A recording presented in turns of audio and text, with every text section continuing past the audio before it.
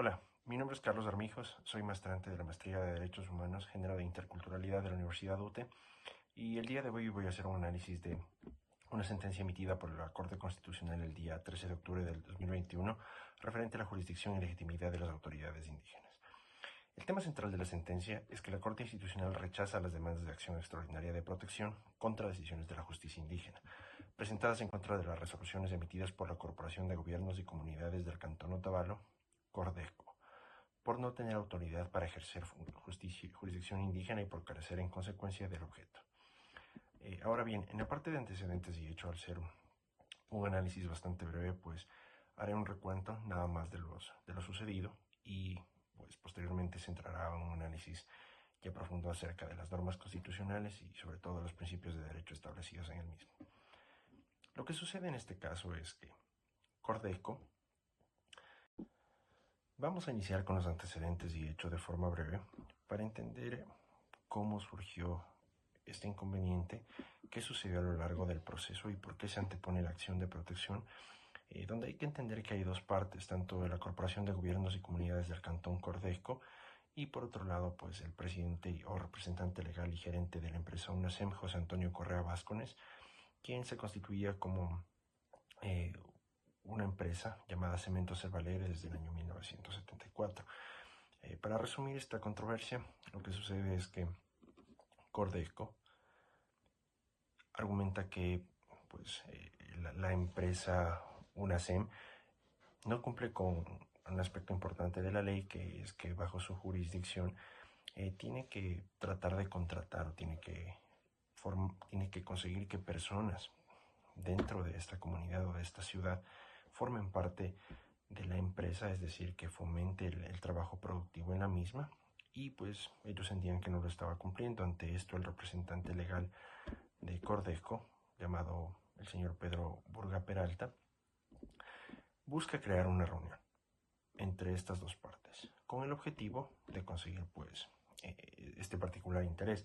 Lo que sucede a lo largo del proceso es que no se logró un acuerdo entre la empresa y pues esta comunidad, porque simplemente dice que se estaba rigiendo bajo la ley. Sí, la empresa dice que se está rigiendo bajo la ley, que está trabajando bajo sus normas de legalidad, que está respetando los principios y derechos de las personas.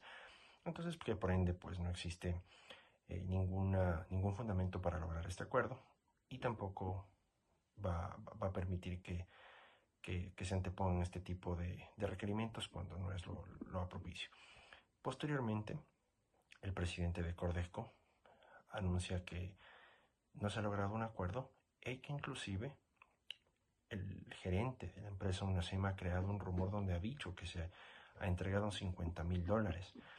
¿Con qué propósito? Pues de acuerdo a la sentencia no se lo conoce, pero se puede deducir que fue con el propósito de crear una desestabilización dentro de las personas de esta comunidad y pues por ende también su líder en este caso.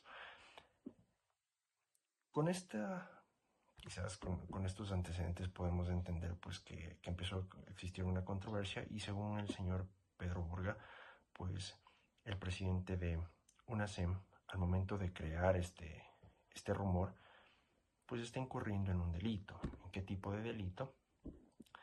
En el de calumnia.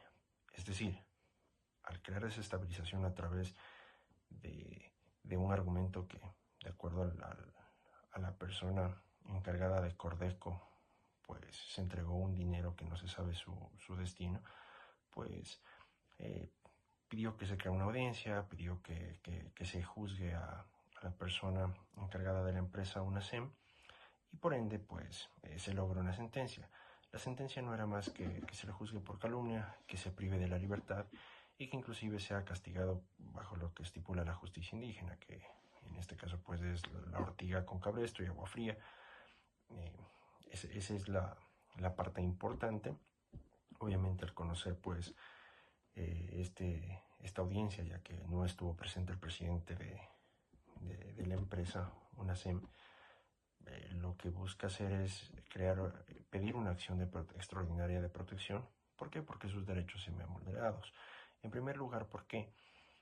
Porque simplemente esta audiencia no tiene carácter jurídico, o al menos no es vinculante. por la misma selección de jueces, por cómo se estableció la audiencia e inclusive porque este grupo, que se hace llamar Cordesco, pues si bien tiene un reglamento, no estipula las bases de una personería jurídica o alguien que se concentre como parte de los pueblos y nacionales indígenas. Entonces, eso es en cuanto a los antecedentes. Otro aspecto importante a mencionar es que cuando se adopta esta resolución a través de la audiencia por los representantes de Cordesco, no se toma en cuenta que se están estableciendo dos penas, sobre todo la pena privativa de libertad que no corresponde a la jurisdicción de los pueblos nacionales indígenas, que en la gran mayoría de los casos se lo hace en base a derecho consuetudinario o por la costumbre. Entonces, ahí existe un gran problema que, bueno, pues la Corte Constitucional inicia un trámite y cuando se presenta la acción extraordinaria de protección en contra de esta resolución indígena emitida por Cordesco, ¿sí? Pues se tramita la demanda, se sortea la causa y pues se da la correspondencia al juez pertinente. En este caso, pues se anteponen dos casos, el caso I-15I y el caso I-16I. Quizás para hacerlo un poco más breve, se puede mencionar que los dos casos se anexaron de forma conjunta, pues con el propósito de establecer que las causas que la resolución no se cumpla. ¿Por qué? Porque la resolución atentaba contra los derechos del señor Correa. ¿En qué términos? Derechos contra su vida, contra su integridad física, inclusive en algunos aspectos, si se analiza de forma más profunda, puede caer en prácticas como la tortura, al ser sistematizado, al poner un plazo por el cual él va a tener que cumplir con este tipo de trabajos, inclusive las afecciones psicológicas que pueda tener la persona. Creo que lo importante en este aspecto y sin duda lo fundamental a entender más allá de la resolución establecida por la Corte Constitucional, que si bien es importante y bastante pragmática inclusive, hay que hablar de la relación que hay de interculturalidad y plurinacionalidad, sobre todo con lo que es el derecho interno y el derecho que está normado para todos los ciudadanos en base a la Constitución de 2008, que si bien es muy garantista en derechos, es muy amplia, muchas veces las ambigüedades son aprovechadas por este tipo de personas. Cabe recalcar